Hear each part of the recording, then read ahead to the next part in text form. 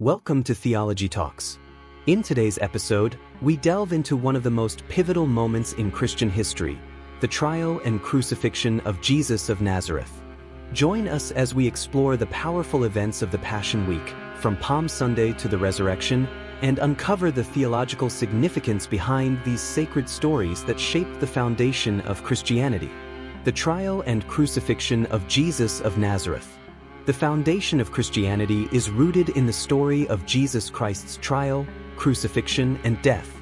These events span from Jesus and his followers arriving in Jerusalem for Passover to the morning when his disciples declared his resurrection. In Christian tradition, this is known as the Passion narrative, derived from the Latin word passio, meaning to suffer. The narrative encompasses Holy Week, from Palm Sunday to Easter. Every year, thousands of pilgrims retrace the steps of Jesus along the Via Dolorosa, or Way of Suffering, in Jerusalem. Each stop along the route marks a significant event, known as a Station of the Cross, starting with Jesus being condemned by Pilate and ending at the Church of the Holy Sepulcher, where Catholics and Eastern Orthodox communities believe his tomb is located. Renaissance and later art prominently features scenes from the Passion. Details of Jesus' final days are found in the Gospels of Mark, Matthew, Luke, and John. Mark, the earliest Gospel, was written around 70 CE, and the story is repeated in Matthew and Luke. John's Gospel differs in structure but follows the same basic story. While the Gospels share many similarities, they also present differences and add details to Mark's account. The Gospels recount Jesus' ministry, primarily in Galilee, where he taught that the kingdom of God was near, God's final intervention in the last days, as foretold by the prophets. Jesus performed miracles and exorcisms, and eventually, he and his disciples traveled to Jerusalem for the Passover festival. The chronology of the Passion. Palm Sunday.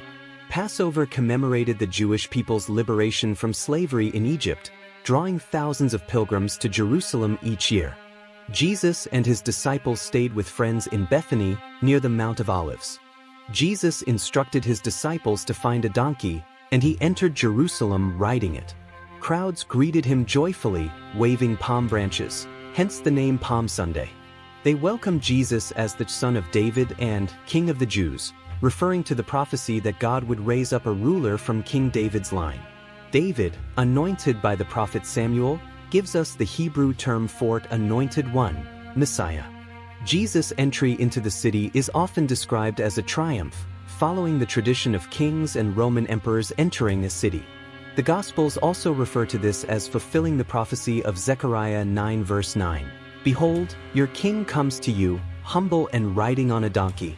Tradition says the Messiah would come from the east, specifically the Mount of Olives.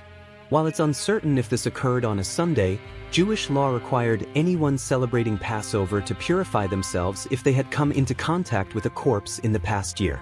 This process involved temple rituals that took place a few days before the holiday, which is why many people arrived in the city about a week early. The temple incident.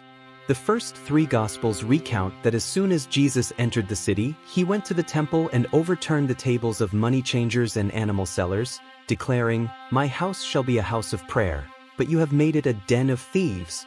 John places this event earlier in his narrative. According to Mark's Gospel, this act led directly to Jesus being condemned to death. Jesus also said, "Destroy this temple, and in 3 days I will raise it up." Interestingly, for the next few days, the Gospels report that Jesus returned to the temple and continued teaching. This serves as a narrative device to fill the time before Passover begins. Holy Thursday. In the first three Gospels, Jesus and his disciples celebrate the first night of Passover with a traditional Seder meal. John's Gospel, however, places this event on Wednesday, during a regular meal. In Jewish tradition, a day is measured from sunset to sunset. On the day of Passover, thousands of lambs were sacrificed in the temple for the ritual meal. John connects this to the death of Jesus, calling him the sacrificial lamb. He also adds the story of Jesus washing the feet of his disciples as a symbol of service. This ritual is still performed in churches on Holy Thursday, where clergy often wash the feet of parishioners as a sign of humility. The Last Supper. The recreation of this meal became a central part of Christian worship and one of the sacraments in Catholicism and Orthodox traditions. During the meal, Jesus speaks the ritual words, "This is my body, this is my blood. Do this in remembrance of me." We know these words were a formal ritual from Paul, who repeats them exactly in 1 Corinthians.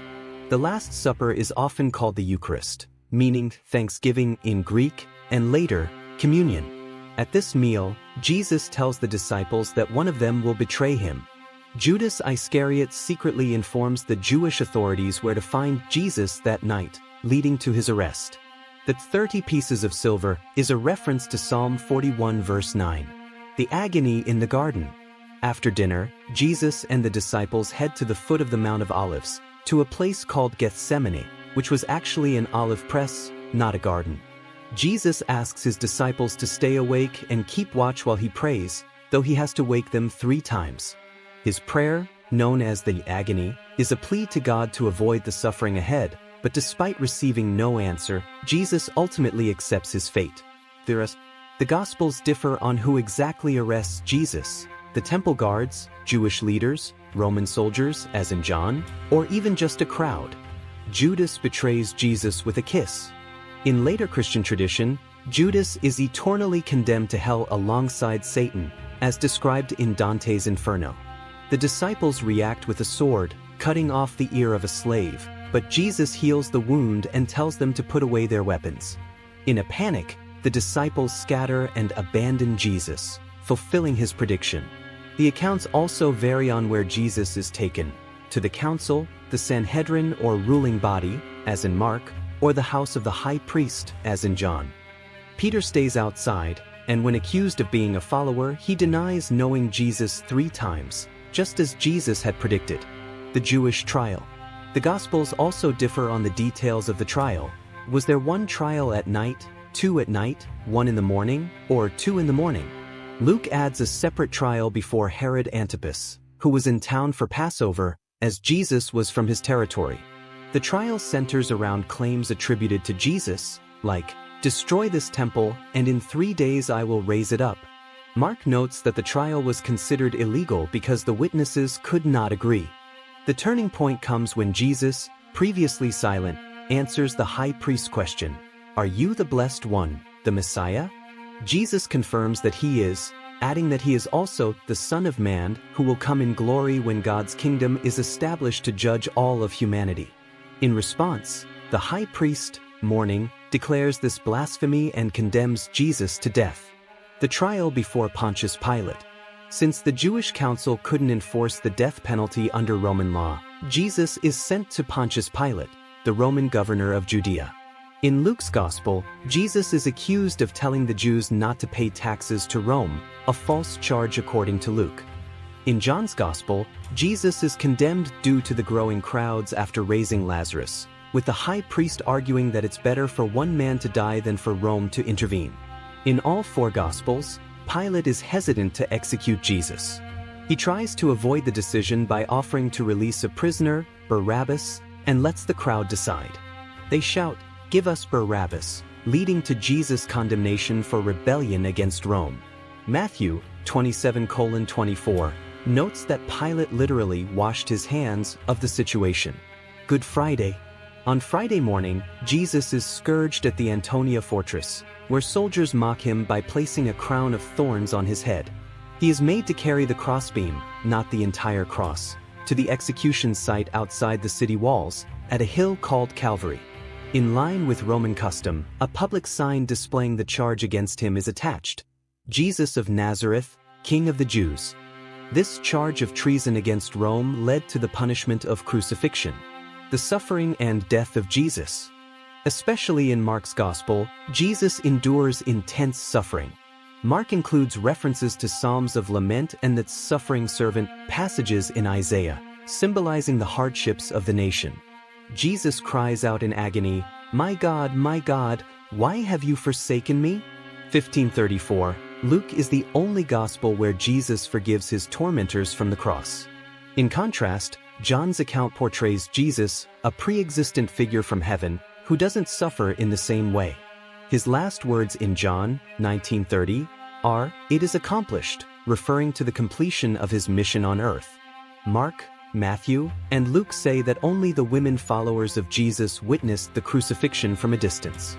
John, however, places the beloved disciple and Mary, the mother of Jesus, at the foot of the cross. Tradition identifies the beloved disciple as John, the brother of James. Jesus died within a few hours. The Gospels report that a Roman centurion declared, "Truly this was God's Son," Matthew 27 verse 54. In John's Gospel, a soldier pierces Jesus' side with a spear to ensure his death. As Sabbath was approaching, Jesus' body was taken by Joseph of Arimathea and placed in his family tomb, though the funeral rites were incomplete. Easter Saturday. Later Christian traditions speculated on what Jesus was doing between Friday night and Sunday morning. Scholars debate the dating of the early manuscript known as the Gospel of Peter, which outlines details that would later form the concept of the harrowing of hell. This term, from Anglo-Saxon meaning raid, refers to the belief that Jesus descended into hell on Saturday, as stated in the Nicene Creed. There, he battled Satan for the souls of the righteous dead, including famous pagans and biblical patriarchs, releasing them when he rose from the tomb. Easter Sunday. On Sunday morning, the women followers of Jesus went to the tomb to complete the funeral rites. They found the stone rolled away and the tomb empty. In Mark, an angel tells them to inform the disciples to meet Jesus in Galilee, but the women, terrified, told no one, according to Mark's original ending. Matthew's Gospel has the risen Jesus commanding the disciples to preach in his name. Luke and John include multiple resurrection appearances, even showing Jesus eating to prove he wasn't a ghost. The Ascension. Only the Gospel of Luke includes the bodily ascension of Jesus into heaven. Luke draws on a first-century tradition that Moses had ascended into a cloud and was taken to heaven from a mountaintop. The traditional location for Jesus' ascension is the Mount of Olives. In Luke's follow-up, the Book of Acts, Jesus stays on earth for 40 days, teaching the disciples about the kingdom. After his ascension in this account, the Spirit of God is poured out on the disciples who stayed in Jerusalem for the next holiday, Pentecost. Christians observe both events. Ascension Day is celebrated 40 days after Easter, and Pentecost, considered the Church's birthday, is celebrated the following Sunday.